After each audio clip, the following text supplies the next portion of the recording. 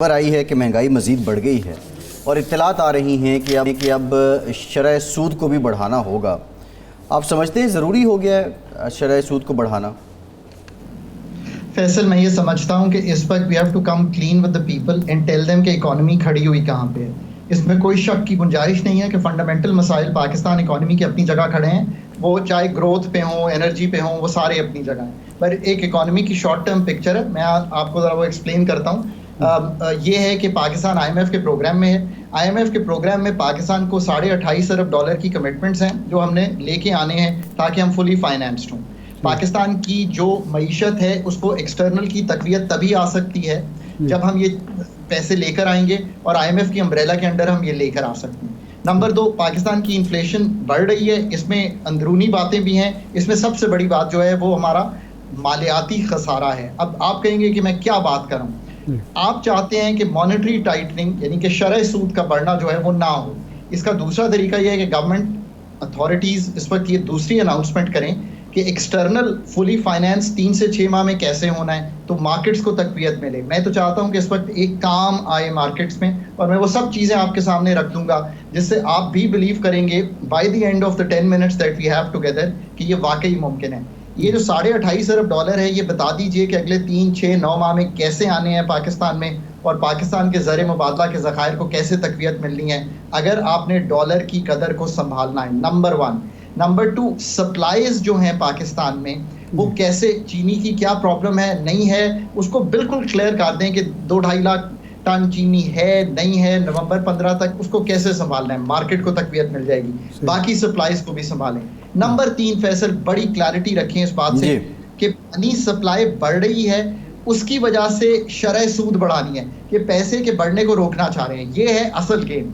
इसकी 2 वजूहात हैं फैसल। एक ये है कि आप प्राइवेट सेक्टर को चाहते हैं कि वो बोरो ना करे, वो आगे ही बोरो नहीं कर रहा। आप ये चाहते हैं कि सरकार बोरो करना कम कर दे, यानी कि मालियाती खसारा संभालना शुरू करें तो आपको मॉनेटरी टाइटनिंग नहीं करनी पड़ेगी।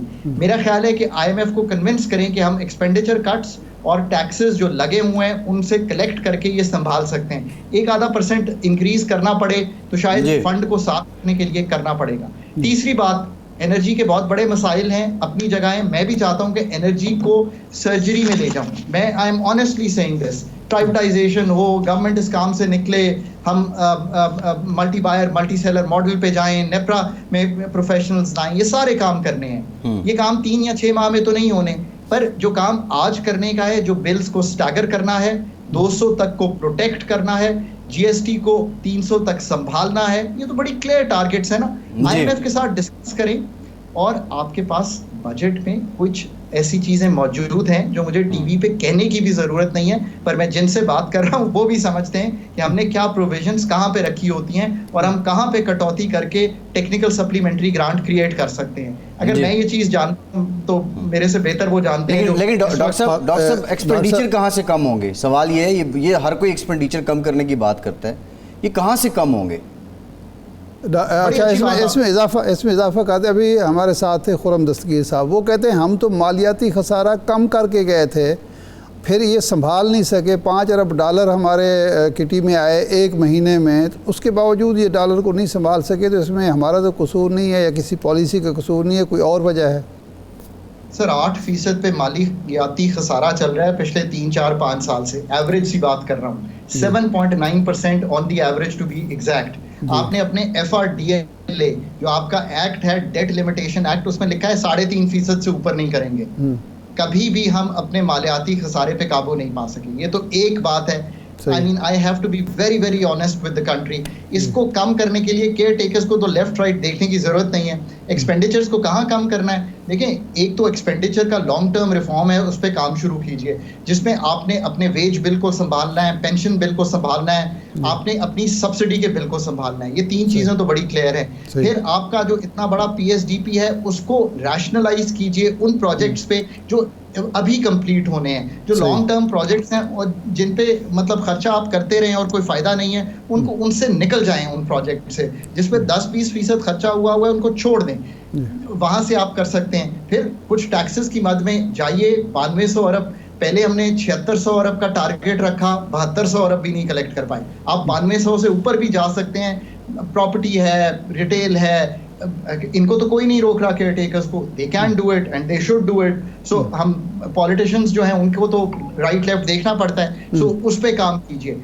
अब अगर ये सारे काम हम अभी कर सकेंगे, और कुछ प्रोविजन है इमरजेंसी की जो बजट में भी है, उसको देख लीजिए, कुछ पीएसडीपी को संभाल लीजिए, इससे आपके पास एक एक्सपेंडिचर कट करने की जो सलाहियत है वो बन जाएगी बजट में। उसको देखते हुए आपका मालियाती खसारा संभलेगा, जब वो संभलेगा तो बाकी सारे खसारे भी संभलेंगे। अब आपने क्लियर कट 3 चीजों पे आना है, एक्सटर्नल पे आना है, एनर्जी पे आना है और मालियाती खसारे पे आना है। ये काम है, और ये बताइए कि फंड के प्रोग्राम में रहते हुए हम ये सारे काम करना चाहते हैं, ये सारे काम डिसाइडेड हैं, खोल कर रख दीजिए कौम के सामने जो चीजें मैंने आपको रखी हैं, क्या टारगेट्स हैं, उनको कैसे पूरा करना है। आईएमएफ से इंगेज कीजिए, ये चौथी चीज है।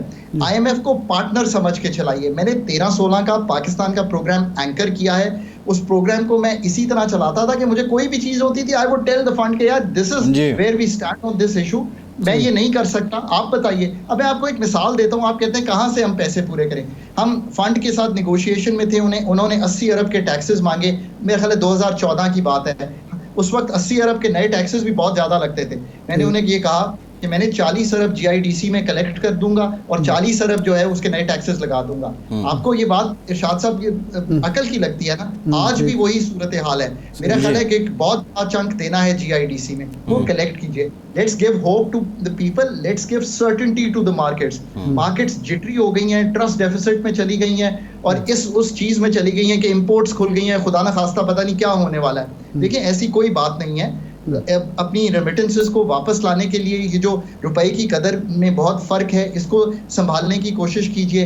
ये सब काम कीजिए। डॉक्टर साहब सवाल ये है, रुपए की कदर की आपने बात की है, तय ये हुआ था, आखिरी जो हमारे पास इत्तलात थी कि इंटरबैंक और ओपन मार्केट में ऑलमोस्ट कोई इतना बड़ा डिफरेंस नहीं रहेगा। अब डिफरेंस वो भी आ चुका है।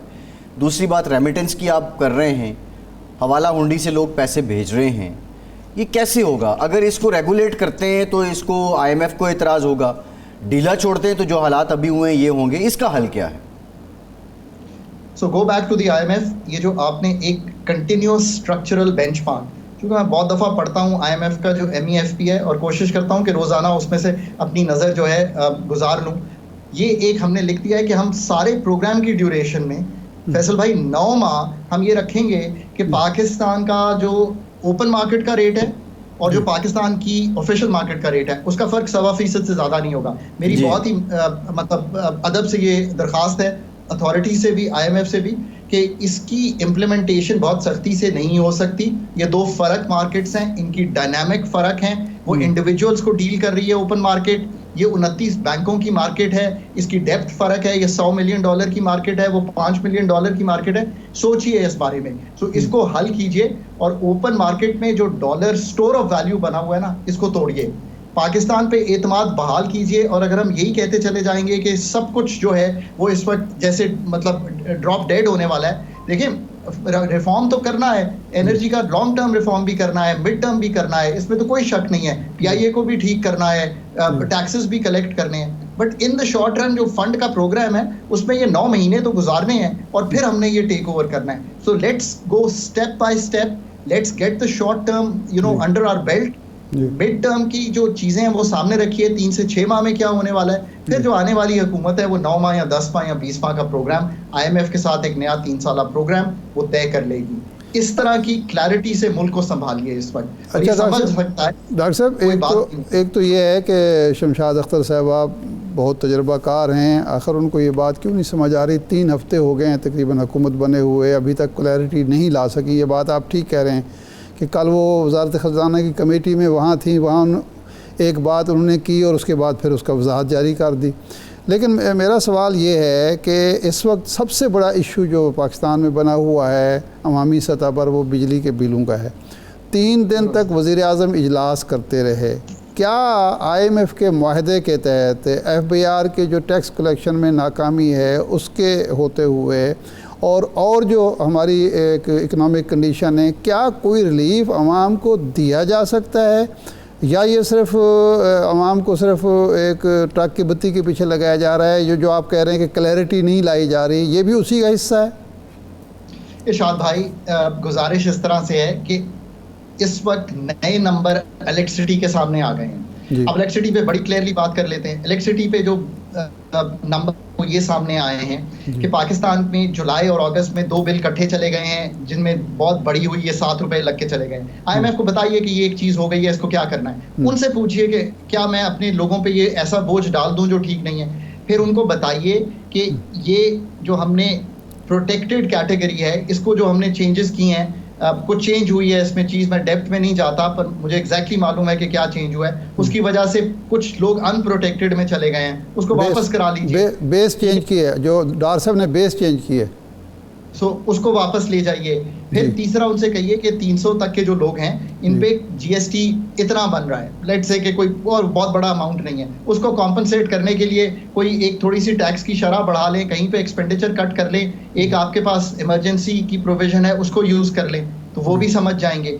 ये सब चीज़ें उनसे बैठ के एज पार्टनर्स नंबर्स सामने रख के, ऑल्टरनेटिव सामने रख के, रिसोर्सेज सामने रख के, अपना प्रोग्राम सामने रख के डिस्कस कीजिए और खुल के कीजिए। होता यह है कि रेसिपिएंट कंट्री जो है ना, वो इरशाद साहब इस तरह की डिस्कशन नहीं करती जो मैं आपसे कर रहा हूँ। वो शायद सोचती है कि हम प्रोटेक्ट कर लें डेटा, हम खुल के उनसे बयान कीजिए। और वो भी जानते हैं कि मुल्क में इस वक्त एक डिस्टर्बेंस है,